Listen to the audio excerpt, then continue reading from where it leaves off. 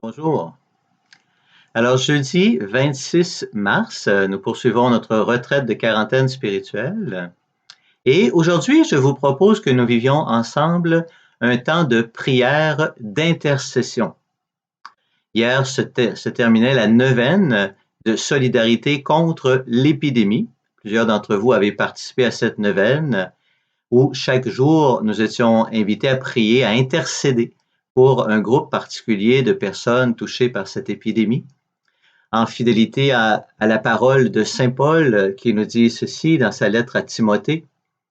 J'encourage avant tout à faire des demandes, des prières, des intercessions et des actions de grâce pour tous les hommes. Alors nous allons ensemble reprendre chacune des 9 intentions de prière qui étaient proposées durant cette neuvaine et nous allons vivre un temps d'intercession. Nous allons le vivre lentement en essayant d'entrer un peu dans ce que j'appelle l'intercession profonde. On peut faire des prières un peu comme ça. Je te prie Seigneur pour telle personne, pour telle situation, spontanément et sans trop y réfléchir. Mais l'intercession profonde, c'est prendre le temps d'entrer en nous-mêmes. Et lorsque je prie pour une personne, pour une situation, pour un groupe de personnes, intérieurement, je peux me poser 3 questions. La première, c'est sur la volonté de Dieu. Qu'est-ce que le Seigneur est en train de faire à travers cet événement, à travers cette situation dans la vie de cette personne? La deuxième, c'est qu'est-ce que je veux demander en fait? Je prends le temps de me poser la question, en fait, c'est quoi que je demande? C'est quoi que je souhaite pour cette personne-là? Et troisièmement, je me demande aussi, et moi, qu'est-ce que je peux faire pour contribuer à ce que je demande s'accomplisse? Donc, quelle est la volonté de Dieu? Qu'est-ce que je veux demander vraiment? Et qu'est-ce que je peux faire dans cette situation? Alors, on entre ensemble dans la prière. Viens Esprit Saint, viens en nos cœurs. Doux Esprit Saint, enflamme-les. Viens Esprit Saint, viens en nos cœurs. Doux Esprit Saint, enflamme-les.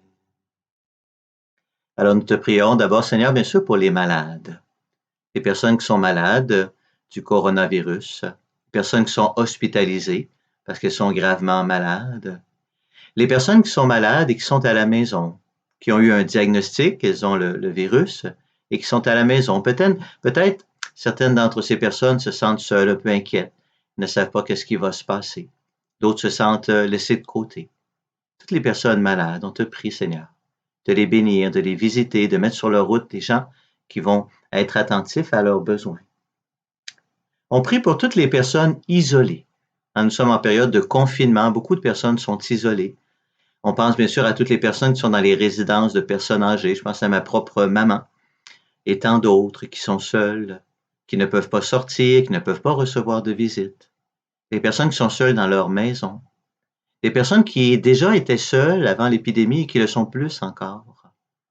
Alors, Seigneur, fais-toi présence dans leur vie. Fais qu'il y ait des présences dans leur vie. On prie pour les familles. Et en priant pour les familles, moi, je veux d'abord dire merci au Seigneur. Parce que j'ai eu tellement de témoignages de familles qui, à travers cette épidémie, se retrouvent en famille et vivent des beaux moments en famille. Mais on prie aussi pour les familles qui vivent ça plus difficilement, entre autres, évidemment, toutes les gens qui ont perdu leur emploi, on y reviendra.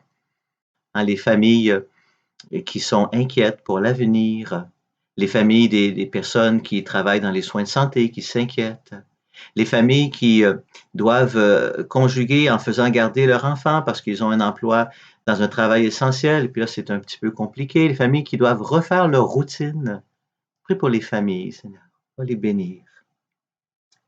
On prie pour ceux qui ont rejoint le Père, tous ceux qui sont décédés dans cette épidémie. Ici, chez nous au Québec, il y en a quelques-uns seulement. Dans le monde, des milliers, en Italie, en Espagne, en Chine, dans plusieurs pays à travers le monde. On prie spécialement pour tous ceux qui sont décédés et qui n'ont pas pu avoir de funérailles parce que les églises sont fermées ou dans d'autres religions, c'est la même chose, même les salons funéraires. On n'a pas pu faire de rituel de dernier adieu. On prie de les accueillir et on prie pour leurs familles, leurs proches qui sont en deuil, qui n'ont peut-être pas pu faire le deuil comme il convient. On prie pour les soignants et les chercheurs. Donc, on prie, Seigneur, de bénir toutes les personnes qui sont dans le système de la santé, dans les hôpitaux ou ailleurs, sur tous les paliers. Chez nous, avant même l'épidémie, il y avait beaucoup de tensions déjà dans le système de la santé, c'était difficile, il y avait des manques d'employés, alors c'est encore plus stressant. Et moi, j'ose te demander, Seigneur, que à travers cette épidémie, le système de la santé puisse se réajuster et que cela soit utile après. Qu'après l'épidémie, donc les ajustements qu'on aura faits nous aident à avoir un système de santé où c'est un meilleur contexte de travail pour les employés. On prie pour les chercheurs, bien sûr, tous ceux qui font des recherches actuellement sur la manière de lutter contre ce virus. On prie pour les prêtres et les accompagnants. Moi, je te prie, bien sûr, pour tous les prêtres, spécialement les curés de paroisse qui sont séparés de leurs fidèles, qui n'ont pas l'occasion de rejoindre leurs fidèles, qui se retrouvent un peu dans une inertie. Je prie pour ceux qui ont développé toutes sortes de moyens pour rejoindre leurs fidèles autrement, par les moyens de communication, par la prière. Tous les accompagnants, tous ceux qui prêtent une oreille attentive pour écouter les gens qui peuvent être inquiets, angoissés dans cette situation. Multiplie, Seigneur, les oreilles. Tout ça, on va prier en même temps pour les gens qui sont dans les services communautaires, les organismes communautaires de distribution, de nourriture, entre autres, qui voient leur travail, c'est plus difficile, pourtant c'est important, il faut continuer à apporter cette nourriture aux gens qui en ont besoin.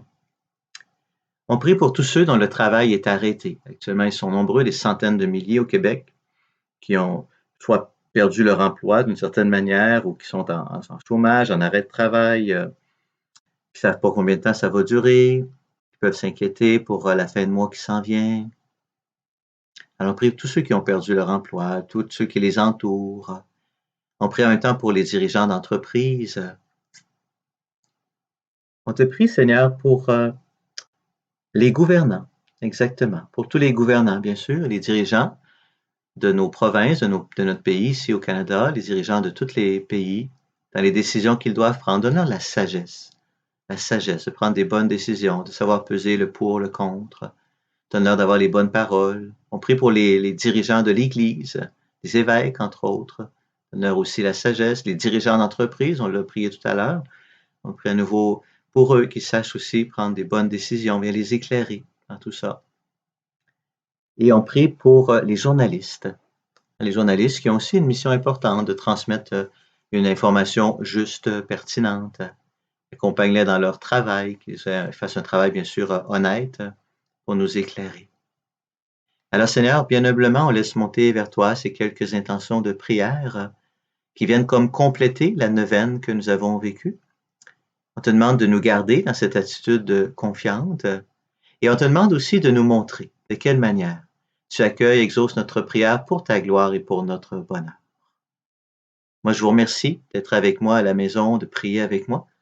Et je demande au Seigneur de répandre sur vous, sur vos familles et sur toutes vos intentions de prière sa bénédiction. Au nom du Père, du Fils et du Saint-Esprit. Amen.